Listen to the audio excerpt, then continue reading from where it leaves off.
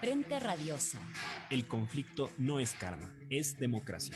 Complicamos la discusión. Hablamos de política. No lo soñé.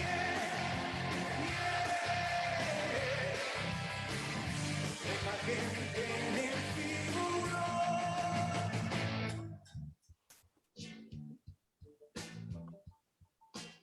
Pichincha Universal. Hola, ¿qué tal? Buenas tardes con todos y con todas. Bienvenidos nuevamente un viernes más aquí a Frente Radiosa, un espacio comprometido con debatir y agitar la política. Soy Isabel Díaz y me acompaña en la conducción Yura Serrano. Hola Isabel, así es, saludamos a toda la audiencia de Pichincha Universal a través del dial 95.3 FM y 94.5 para el noroccidente de la provincia de Pichincha, para Santo Domingo y para parte de las provincias de Esmeraldas y Manabí. Hoy viernes 21 de mayo de 2021 iniciamos Frente Radiosa, porque la política no es karma, sino democracia. Hablamos de frente. Así es. Les recordamos que esto es una coproducción del Foro de los Comunes y de Registro Aurora. Pueden encontrarnos en nuestras redes sociales como Frente Radiosa. Estamos en Facebook, Twitter, Instagram, Spotify, Evox y YouTube.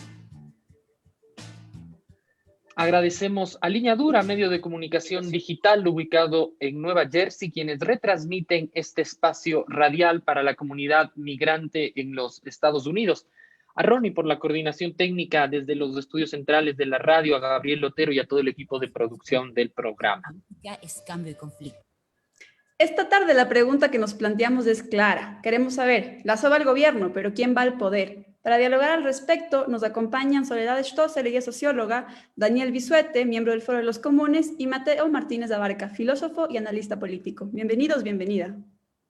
Próximos a que Guillermo Lasso asuma la presidencia de la República, la discusión por la gobernabilidad ha estado en el centro de los análisis y debates políticos recientes.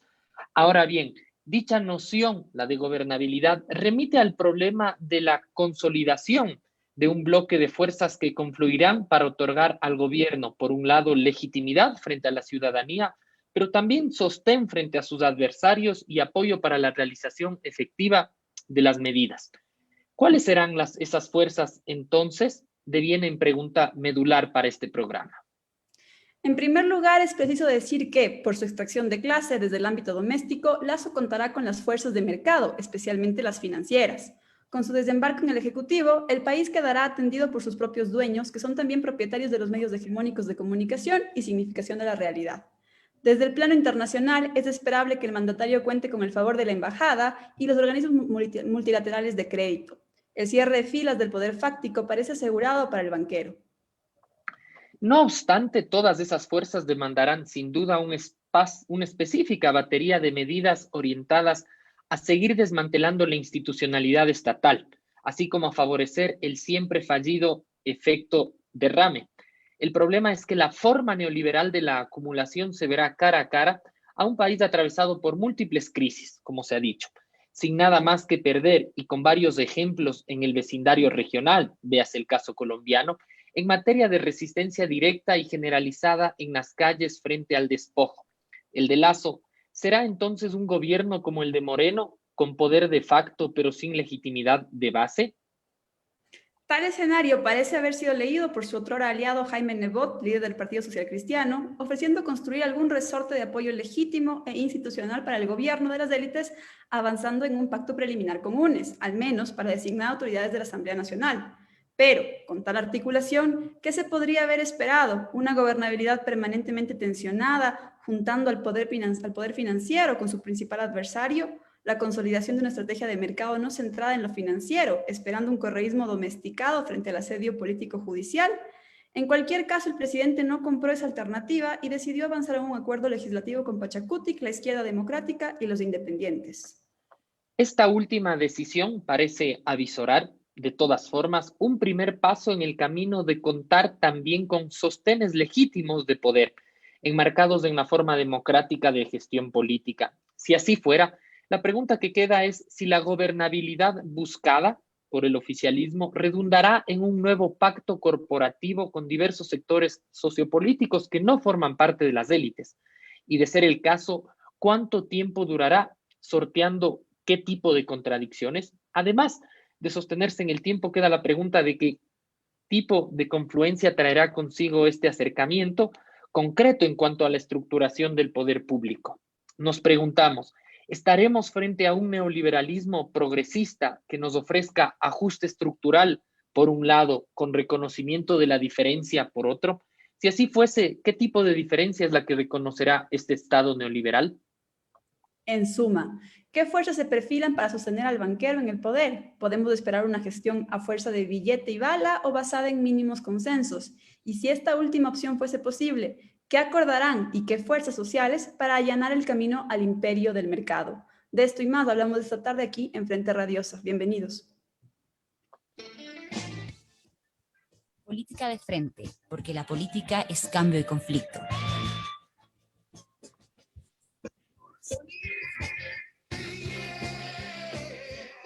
Pichincha Universal.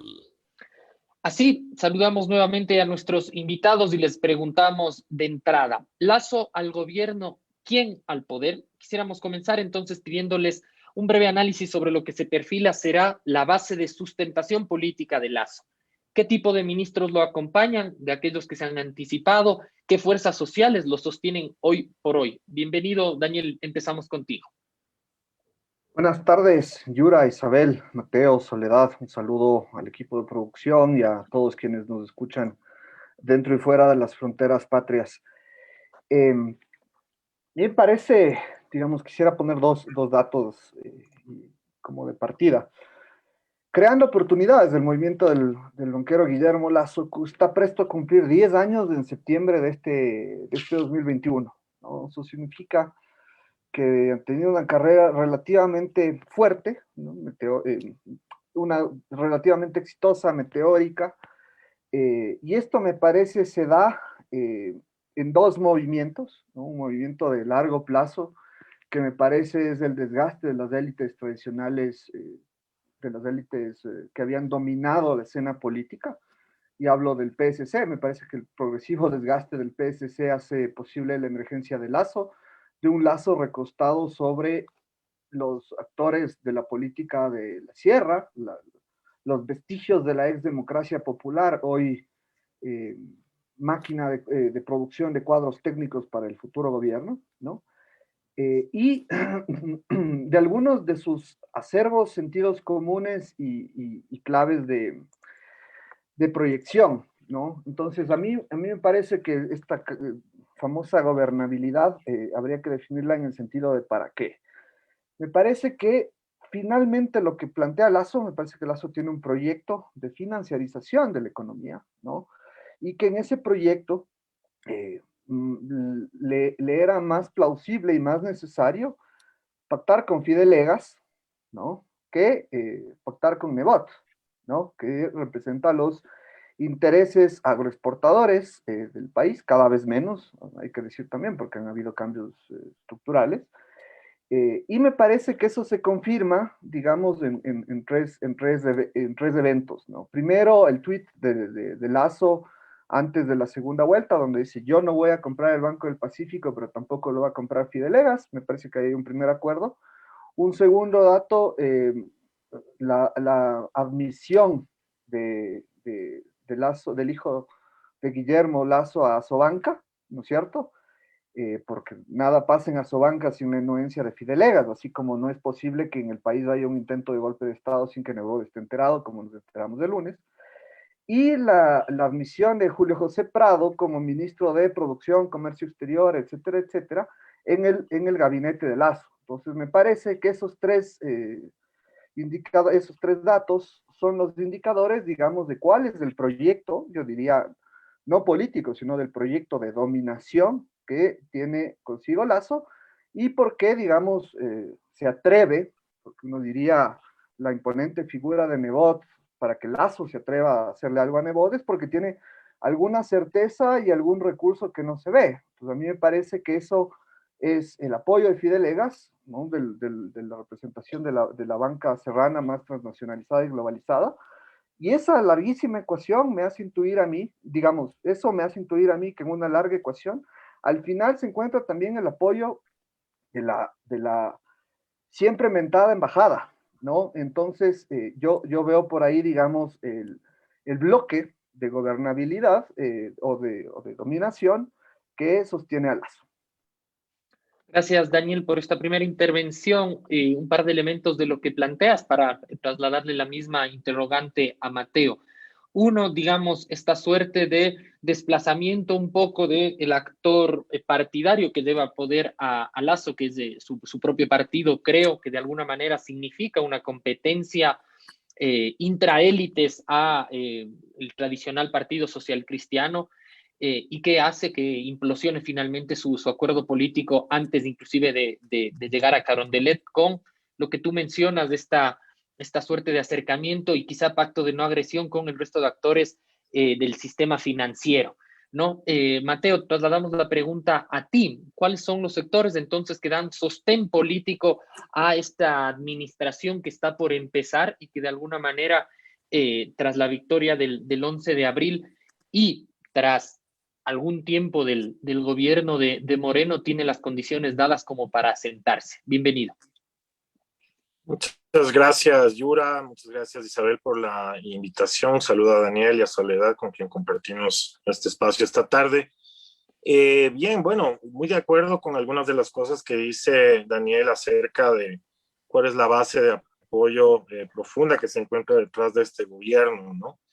Yo que podría añadir algunos otros sectores, ¿no? Me parece, por ejemplo, que los medios de comunicación han sido un factor importante, un actor importante, digamos, en la construcción de esta especie de consenso comunicacional alrededor, no solamente de la candidatura de Lasso o la actual presidencia de Lasso, sino también del propio inicio de este proyecto, que no es que va a empezar el 24 de mayo, sino que viene operando en este país al menos desde el año 2018, creería yo, a través del propio gobierno de Lenín Moreno. No es ninguna casualidad ni coincidencia que durante todo este periodo ha sido el partido de Lasso, creo, y Lasso en persona, quien ha dado principal respaldo político al gobierno de Moreno. En ese sentido, yo creo que se podría dividir en una especie como de dos, ¿no? Como la fase de ascenso de este nuevo momento, ¿no? En el cual se regresa tras más de 10 años de una aventura progresista en el país, se regresa de nuevo a lo que ya vivimos durante los 90, durante gran parte de la década del 2000, que es un proyecto neoliberal en pleno, ¿no? Por supuesto, quienes van a gobernar ahora el país son directamente, pues, la oligarquía, no sus recaderos, como para citar un poco algunos términos de la política de antaño, ¿no? Es decir, son ellos directamente, y uno puede ver, por ejemplo, en la composición del gabinete, algunos nombres, ya fueron mencionados por Daniel, y otros también que son, me parece que hay que ponerle atención para saber por dónde va el gobierno. Uno de ellos será Patricio Donoso como ministro de Trabajo, Aparicio Caicedo como consejero presidencial, y uno ahí entiende más o menos cuáles son las intenciones de este proyecto, que es una profundización de lo que ya había iniciado Lenín Moreno, es decir, un giro neoliberal como no se ha visto antes en la historia de este país, porque en los 90s y después en la década de la Revolución Ciudadana, pues esta deriva fue bloqueada tanto en las calles como desde la acción política en el Estado, ¿no? Entonces, a mí me parece que lo que vamos a enfrentar en los próximos meses es un gobierno que va a intentar aterrizar este proyecto en condiciones sumamente difíciles, porque es un gobierno que entra muy débil. El acuerdo en la asamblea que ellos han logrado conformar para la elección de las autoridades es un acuerdo pegado con saliva, no le ofrece un margen de gobernabilidad, sobre todo con el proyecto que ellos tienen. Que, digamos, recordando un poco lo que tú decías, Yura, al inicio de este espacio, habrá un reconocimiento, por ejemplo, de todas las diferencias que son las que están interactuando en este país en este momento. Yo diría que no. O sea, es un gobierno conservador políticamente, un gobierno que intentará seguir avanzando en la reforma neoliberal, y ese espacio de contradicción es justamente el que le va a generar una serie de problemas, sobre todo en el campo de la movilización social. Yo pienso, un poco para concluir esta primera parte, que estamos a cuestión de meses a que el país regrese a una situación de conflictividad, Ustedes nos recibieron el día de hoy el próximo ministro de Economía, que es otro de los personajes a los que hay que ponerle atención. Ha dicho que viene una reforma tributaria, ha dicho que si uno tiene más de $550 se puede considerar un poco como rico, es decir, van a impulsar la carga, digamos, hacia estos sectores y eso evidentemente tendrá efectos como acaba de tener en Colombia.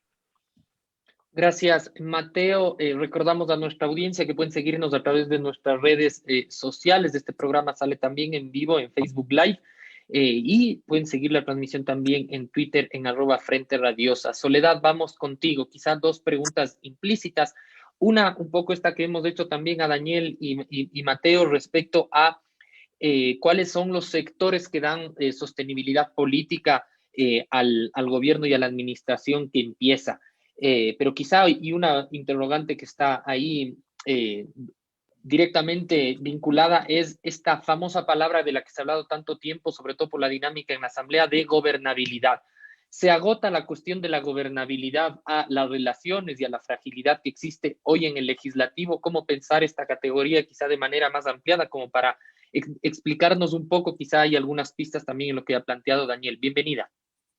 Hola, ¿qué tal? Yura e Isa, gracias por la invitación. Un gusto estar en Frente Radiosa como siempre y también un gusto compartir el encuentro con Daniel y Mateo. Bueno, a ver, yo creo que el gobierno de Lasso, o sea, Lasso es un presidente, digamos, en principio que tiene una alta legitimidad de origen, ¿no? Porque gana en segunda vuelta con casi 5 puntos de diferencia frente a UNES.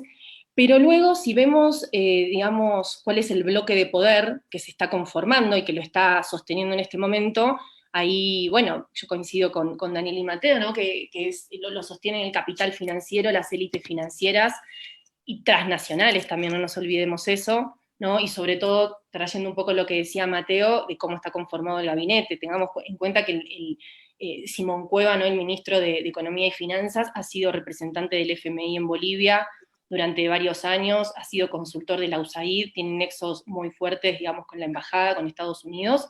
Entonces ya esa designación nos orienta, ¿no? Nos llama la atención, por supuesto, no íbamos a esperar que convoque como ministro de Finanzas a un discípulo de Stiglitz, ¿no? Pero bueno, ya vemos con esa designación cuál va a ser la orientación y que va a estar orientado a profundizar el modelo de ajuste y de austeridad que ya Moreno, de forma inconsulta, lo implementó durante 4 años, ¿no? Entonces, por un lado, el bloque de poder se conforma por las élites financieras, el capital financiero transnacional, los medios de comunicación hegemónicos, ¿sí? Eso lo hemos visto claramente en la última semana, como la tuitosfera, ¿no? Y las redes sociales, conducidas por referentes de la derecha, del periodismo de derecha, le ha marcado un poco la cancha a Lasso, ¿no? Y ha abandonado Lasso ese acuerdo que en principio tenía con UNES y el PSC en el marco de la Asamblea, ¿no? Yo creo que la presión que recibió, la presión mediática que recibió Lasso hizo que abandonara, ¿no? Y que traicionara ese acuerdo, como Nebot lo explicó en una entrevista. Y también en ese bloque de poder nos tenemos que olvidar, ¿no? El papel que juega Estados Unidos, las necesidades, ¿no? De los organismos internacionales de crédito de que se profundice ese modelo en Ecuador. Entonces, por un lado tenemos eso, ¿no? Que es un gobierno, yo diría, que tiene una alta legitimidad de origen, que es un gobierno fuerte en el sentido de que está apoyado por los grandes factores de poder, ¿no? Que son el capital y los medios hegemónicos de comunicación. Ahora bien, si vemos políticamente, yo creo que Lasso ya comienza, antes de asumir el gobierno, ya comienza mostrando ciertas fisuras políticas, ¿no? Al romper con el PSC, que fue el partido que le dio, digamos, la victoria electoral a Lasso, ¿no? Entonces ya en principio, evidentemente Lasso sopesó los costos y beneficios de continuar la alianza con el PSC y evidenció que eran mayores los costos políticos, ¿no? De continuar y profundizar esa alianza con Nebot que con Pachacuti, ¿no? Entonces, me parece que ahí hay una evaluación que hace Lasso, ¿no? De cómo va a poder, digamos, dentro del poder legislativo, manejar esos acuerdos, ¿no? Que esto nos lleva un poco a discutir esto de la gobernabilidad, que durante las últimas 2 semanas, ¿no? Los medios de comunicación plagaron los titulares de esta idea de la gobernabilidad, que está bien, es importante tener en cuenta, ¿no? Esta idea de gobernabilidad que da cuenta de esta idea de estabilidad, ¿no? De cómo un gobierno puede ser estable, cómo puede gobernar de forma estable, ordenada, Y yo creo que no hay que estigmatizar, ¿no?, el tema de los acuerdos y de las alianzas, ¿no? La política es eso, la política es negociación y establecer alianzas y pactos y acuerdos, incluso con aquellos que no nos gusta, ¿no?, que no nos simpatizan.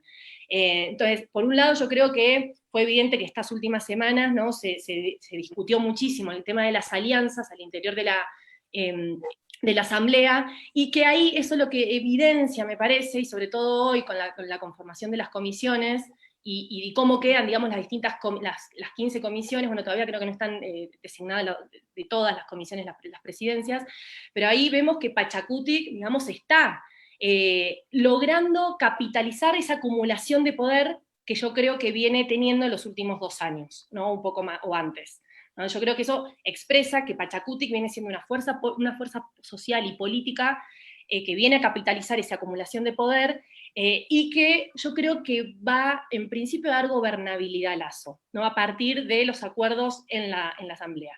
Pero lo que hay que considerar es que Pachacutic, ¿no?, y la CONAI, el movimiento indígena, son, digamos, fuerzas distintas, el movimiento indígena es sumamente heterogéneo, y hay que ver, digamos, las fisuras también al interior del movimiento indígena, ¿no?, y cómo se traducen esas fisuras en los acuerdos y las decisiones de Pachacutic de apoyar cualquier tipo de medida y de política que desee implementar Lasso, ¿no? Entonces me parece que el gobierno de Lasso es fuerte en ese sentido por los factores de poder que lo están aupando, lo están sosteniendo y lo van a sostener, pero políticamente yo creo que es débil en ese sentido.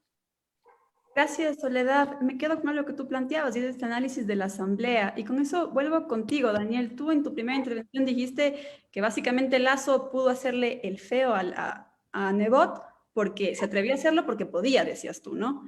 Pero en ese sentido, ¿qué cancha queda marcada para Lasso con estos últimos movimientos que se han dado en el Palacio Legislativo? ¿Tiene cabida en tu criterio pensar que el gobierno de Creo ganó legitimidad momentánea entre el anticorreísmo de izquierdas? Sabiendo que además el Partido Social Cristiano será leal en términos de clase si llega a ser necesario. A ver, yo creo, quizás marco una digresión. Yo no estoy tan seguro de que el acuerdo legislativo esté sea tan superficial, porque podemos encontrar en los planes de gobierno, y yo diría que hasta en las identidades de los 3 partidos que hoy dirigen el Estado, que son Izquierda Democrática, Pachacutic y Creo, puntos en común en sus programas de gobierno y en sus propuestas legislativas, ¿no? Lasso pasó diciendo desde su primera campaña presidencial que hay que eliminar la CENCID, ¿no? Los asambleístas nacionales de Pachacutic pasaron diciendo que hay que eliminar la CENCID y que hay que eliminar el examen, ¿no? Herbas planteó incluso la eliminación de la gratuidad en su plan de gobierno, ¿no?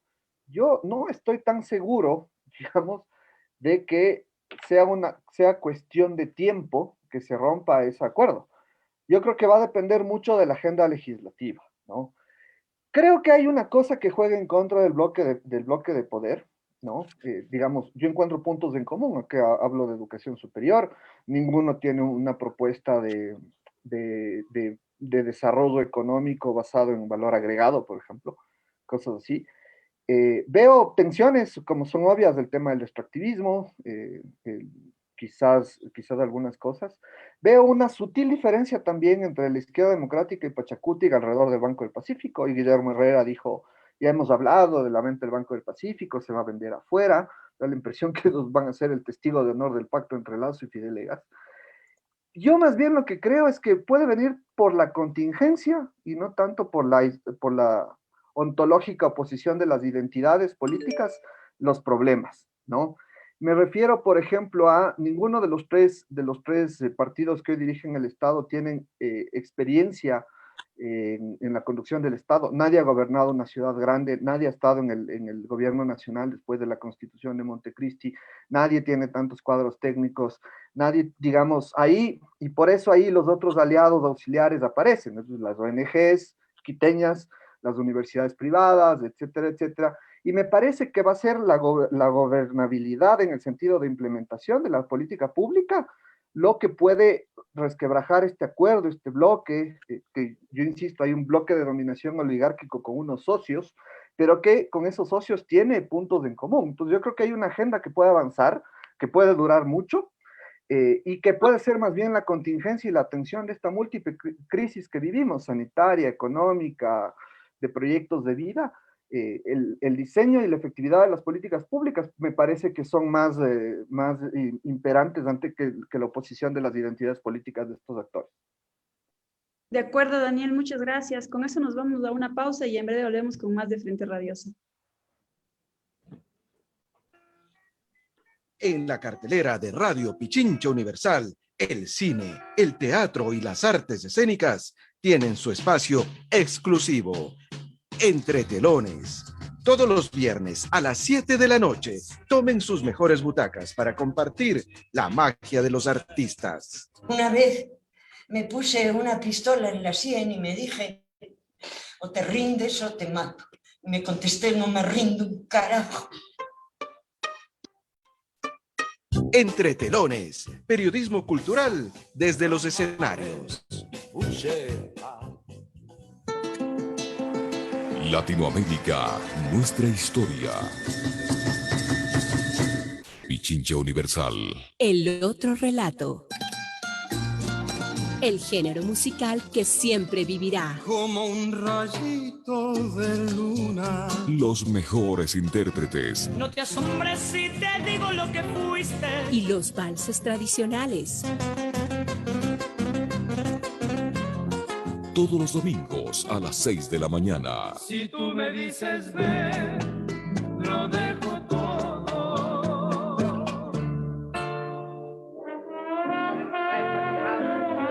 Una noche cualquiera, mientras el mundo se rendía ante el blues. Irrumpió una guitarra y la voz del rey. Entonces nació el rock. Fusionando la magia del blues y el rock and roll. Nacieron las mejores creaciones del rock. Con los grandes exponentes en su género. Pichincha Universal les invita a escuchar Rock FM. Todos los sábados a partir de las 17 horas. Producción Pato Pinos.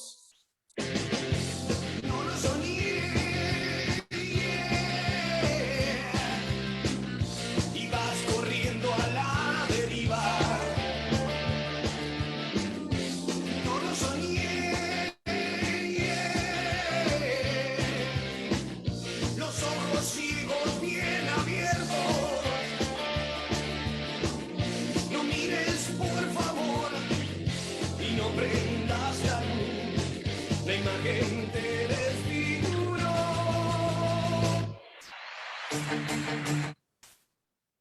Bueno, ahora Sal. seguimos con más de Frente Radiosa. Estamos conversando sobre la matriz de poder que sostendrá al próximo presidente Guillermo Lasso. Mateo, te hago la misma pregunta que le hacía Daniel en el bloque anterior.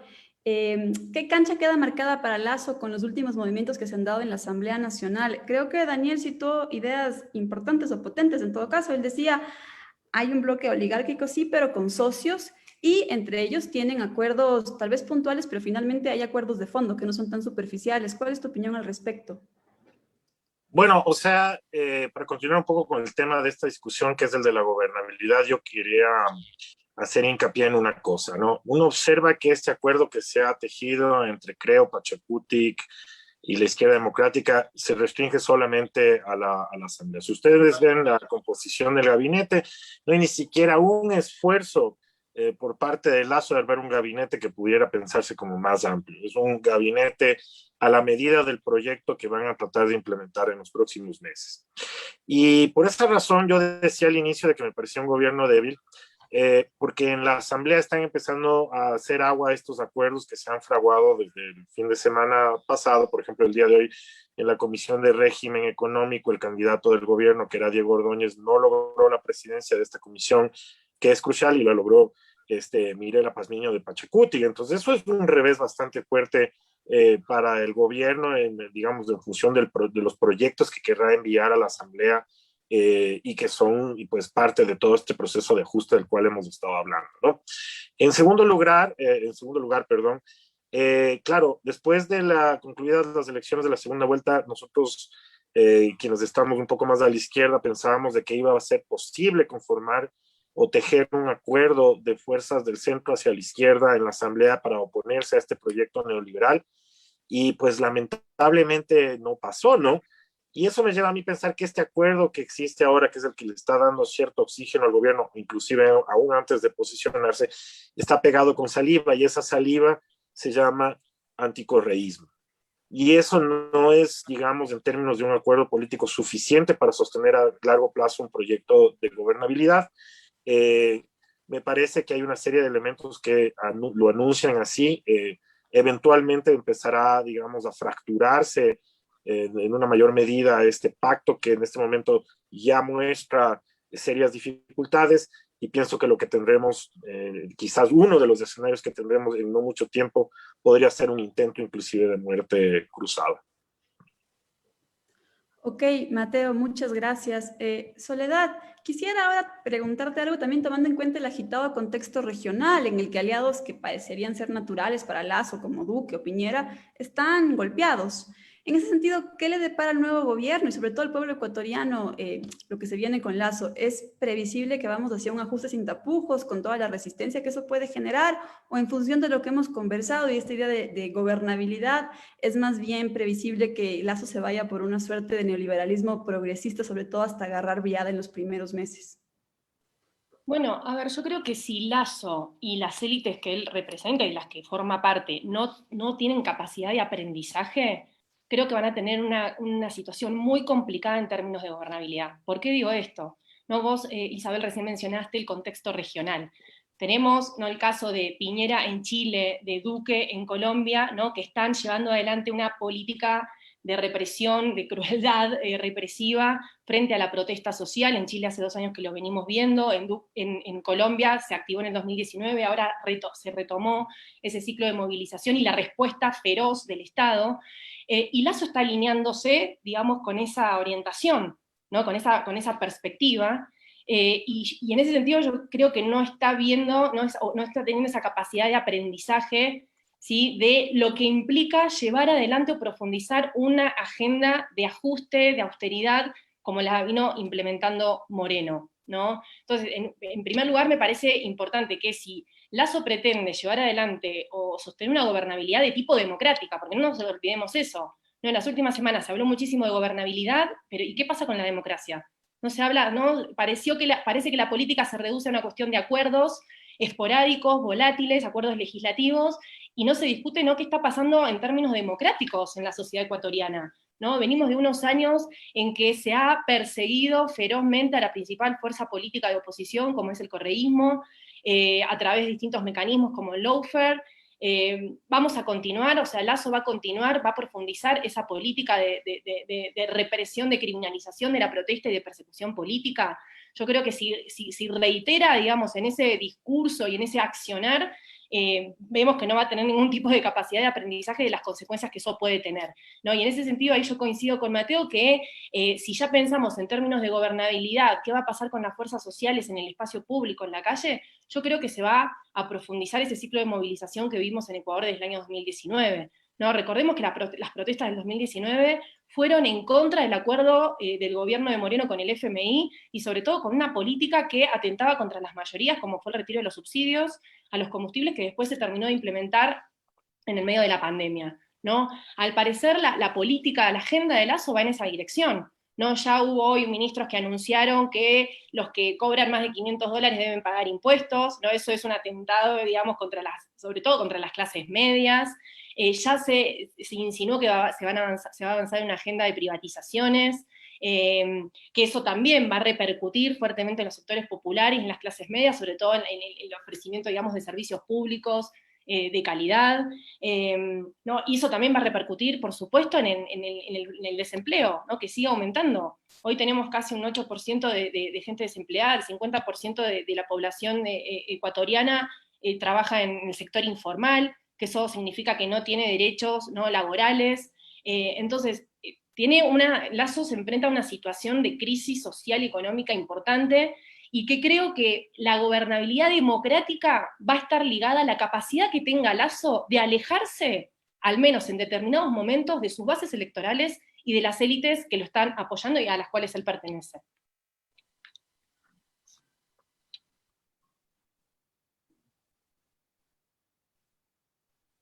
Pichincha Universal. Gracias Soledad. Seguimos con el programa. A Daniel, retomando un poco la cuestión de el escenario internacional. De alguna manera, se ha mencionado Chile, Colombia y Ecuador coincidieron en un determinado momento en el 2019 en un escenario de neoliberalismo autoritario, ¿no? Alta represión a la movilización social, medidas, digamos, de alguna manera similares en cuanto a acentuar el despojo y la precarización en las condiciones de vida. En esto que se ha conversado, ¿se puede pensar en una continuidad de ese momento para el país en el que, por ejemplo, digamos, Moreno sin ningún cálculo dinamitó ese capital político que le había conferido la consulta popular de 2018 para habilitar, por ejemplo, el ciclo de reformas institucionales, pero además para acorralar a una fuerza política? ¿Es sostenida? ¿Se puede pensar en un escenario que, digamos, disponga de la política aún en esos términos? O, como dice Soledad, se puede vislumbrar un juego de Lasso más hacia el centro, más a tratar de sostener acuerdos puntuales, específicos. Finalmente, ¿se puede decir Moreno dejó hecho gran parte de la tarea? A mí me parece que, a diferencia de 2019, hay dos diferencias, ¿no? Primero, los actores que evocaron, digamos, octubre desde abajo, que fueron bases de la Revolución Ciudadana, algunos de sus legisladores y la CONAIE, ¿no es cierto?, no están en el mismo momento, ¿no? Me parece que no es tan sencillo, digamos. Recordemos que Leonidas Issa es objeto de bloqueos y satanización mediática, digamos, que es uno de los líderes que emergió de esa protesta, y que hay otra disposición de los actores. Una cosa es, digamos, que el movimiento indígena tenga un ministro como era Humberto Cholango en el Ministerio del Agua, y que la CONAIE vaya contra eso y se levante, etcétera, etcétera. Y otra cosa es lo que pueda hacer Pachacutic con el mejor resultado en las elecciones legislativas. ¿Cuánto va a contener Pachacutic a la CONAIE, por decirlo rápido? Pero también si es que la CONAIE está en disposición de movilizarse, ¿no? Con pandemia en medio. Y lo otro es, de alguna forma también, cuánto las bases, y si no las bases, las personas que están atravesadas por la identidad de la Revolución Ciudadana, el correísmo, sienten como legítimo un llamado a la movilización, digamos, después de el intento de gobernabilidad abocado entre la RC, el PCC y Creo, digamos, ¿no? Yo veo otra disposición de los actores. Creo que hay las condiciones, efectivamente, ajuste estructural, violencia, cerco mediático, como para que haya efervescencia, pero yo no sé si hay los canales y los catalizadores. Y un poco para cerrar la parte regional, me parece que también es importante regresar a ver la competencia geopolítica que existe y la política exterior de Estados Unidos. Digamos, hemos visto los últimos anuncios de Biden en Estados Unidos y casi que es un gobierno de izquierda, ¿de acuerdo? Pero es un gobierno que está haciendo política doméstica en una clave, y la política exterior es quizás más refinada y menos violenta retóricamente, pero hay una continuidad con la política trumpista, ¿no? Con América Latina hasta ahora.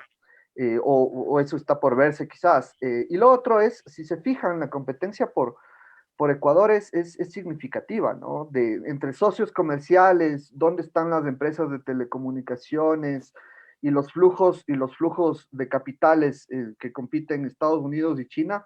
Solo Colombia, Ecuador y Centroamérica están en la órbita de Estados Unidos, el resto de la región están en la órbita de China. Entonces me parece que eso también puede reforzar unas relaciones, como he dicho, financiarización, bancarización serrana, globalización, etcétera, etcétera, y que eso también trae de vuelta otras cosas, digamos, un financiamiento para agendas de derechos promovidas por Estados Unidos, como las agendas de derechos sexuales y reproductivos, no sé, ahora anunciaron algo de cambio climático, etcétera, etcétera.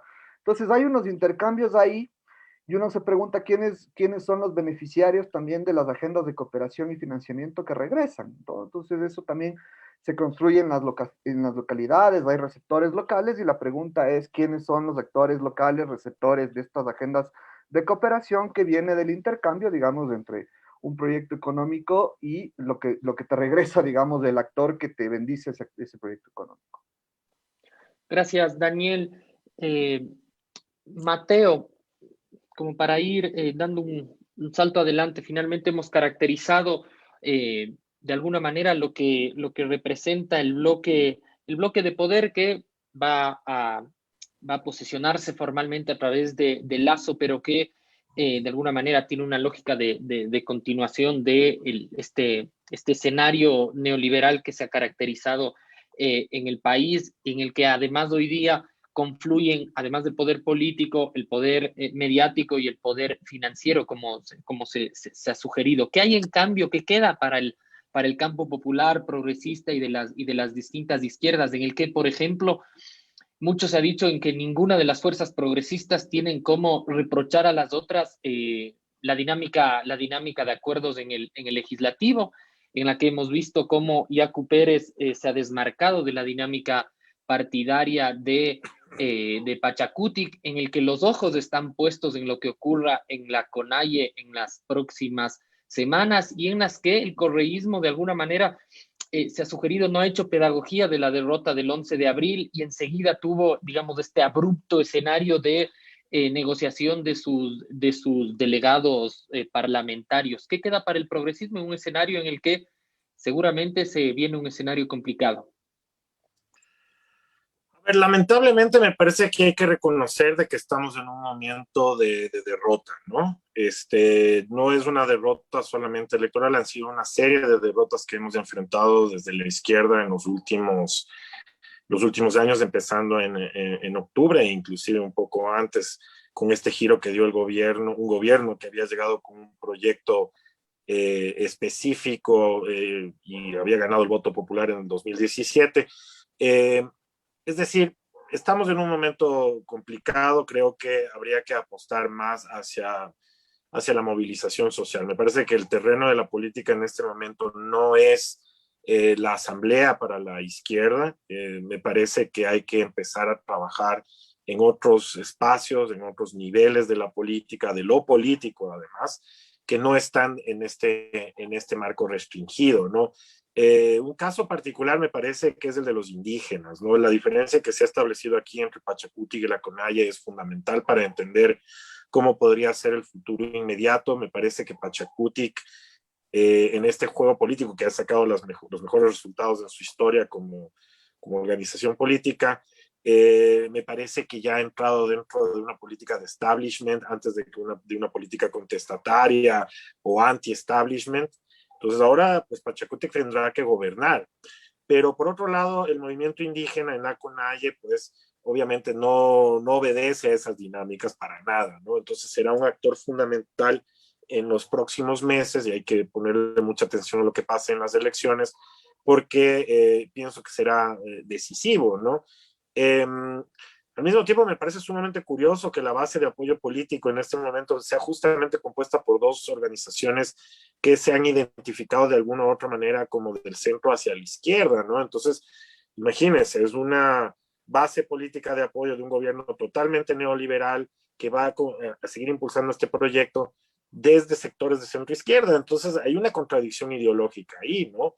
Y por supuesto, tal como decías hace un momento, Yura, pues nadie tiene aquí la calidad moral o político ideológica para reclamar a las otras fuerzas de izquierda, porque como la política es un asunto de acuerdos, pues todos ideológicamente se han visto obligados a moverse en ese campo. Entonces, mi opinión en definitiva es que esto se va a jugar en las calles, con movilización social, con resistencia, con lucha, desde otros espacios que no son los de la política parlamentaria. Gracias, Mateo. Soledad. El resultado de primera vuelta habilitaba pensar quizá la confluencia de un bloque antineoliberal como uno de los candidatos lo decía, ¿no? La suma entre la fuerza plurinacional, aquella socialdemócrata y la que se reivindicaba como progresista, que habían alcanzado en suma casi el 70% de los votos. Sin embargo, digamos, a la encrucijada a que esto nos conduce es que finalmente lo que habilitó el fortalecimiento de los nuevos socios con Lasso y que le dan el sostén político en este momento es la fuerza del anticorreísmo, del clivaje correísmo-anticorreísmo, antes que en lugar de la resistencia antineoliberal. ¿Cómo pensar eso entonces para unos actores progresistas que han dialogado con las derechas dentro del campo político de la Asamblea y que se encuentran a priori bastante dispersas, atomizadas para el momento de la resistencia? ¿Cómo interpelar entonces en un momento en que el bloque de poder suma más fuerza, acumula más respaldo? ¿Cómo pensar el tiempo político para el campo progresista en este momento? Bueno, no nos olvidemos que la política no solo es acuerdos y negociaciones y pragmatismo, sino que también es afectos, ¿no? Los afectos mueven, y es lo que creo que ha movilizado en los últimos años en Ecuador, y no solo en Ecuador, sino a nivel regional y global, diría, ¿no? Y creo que el anticorreísmo se ha convertido en yo le llamaría una pulsión odiadora que ha sostenido y ha movido a la política en los últimos años, ¿no? Es evidente cómo el anticorreísmo es una, digamos, una afectividad y es una identidad política muy fuerte en Ecuador, ¿no? Que incluso supera, digamos, al clivaje que vos, Yura, recién mencionabas de neoliberalismo y antineoliberalismo, ¿no? Es evidente que el proyecto político que planteó el progresismo, las izquierdas, podríamos decir, ¿no? Frente al neoliberalismo no fue eficaz, ¿no? El discurso antineoliberal, la resistencia antineoliberal, creo que no fue eficaz políticamente, y porque la ciudadanía, la población está esperando otra cosa, además de que lo que moviliza todavía, ¿no?, la política ecuatoriana es ese sentimiento muy fuerte anticorreísta, ¿no? Y que eso incluso se pudo ver ahora, ¿no?, con estos nuevos socios que tiene Lasso. Bueno, no, nuevos no, porque Pachacutic le dio en parte la victoria a Lasso en segunda vuelta, ¿no?, con el llamado al voto nulo ideológico. Incluso buena parte del movimiento indígena votó a Lasso, ¿no? Pero entonces, por un lado, vemos eso, pero por otro lado hay que tener en cuenta o pensar qué va a pasar con el juego político entre Pachacutic y Lasso, ¿no? Ahí la pregunta que yo me haría es si Pachacutic va, digamos, a reincidir en esa suerte de corporativismo que ya vimos con Moreno, ¿no? Pachacutic sostuvo hasta el día de hoy a Moreno, ¿no?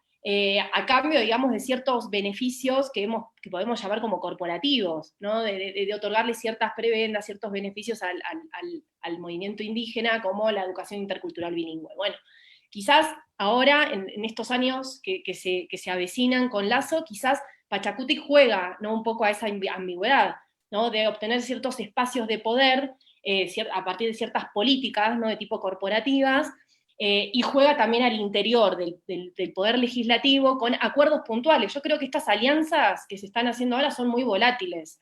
Yo creo que el juego político al interior de la Asamblea va a ser votaciones por determinadas políticas, por determinadas leyes y medidas, ¿no? Entonces me parece que va a haber una volatilidad muy alta en esas alianzas electorales, y después, por supuesto, como ahí coincido con Mateo, ¿no?, la política también no solo es instituciones, y no solo son afectos, sino también es la protesta, la movilización, la acción colectiva, ¿no? Y yo creo que ahí Lasso va a tener que enfrentarse, digamos, a un escenario sumamente conflictivo, que ya venimos teniendo un escenario conflictivo en Ecuador, pero creo que se va a radicalizar, sobre todo por las primeras medidas que pretende implementar Lasso, ¿no? Entonces me parece que hay que verlo también por ese lado, y yo ahí no estoy muy de acuerdo que el progresismo está derrotado, ¿no? O sea, UNES, que es la principal fuerza de oposición, es la principal minoría política dentro de la Asamblea, ¿no? No es algo menor tener un bloque con 48 asambleístas,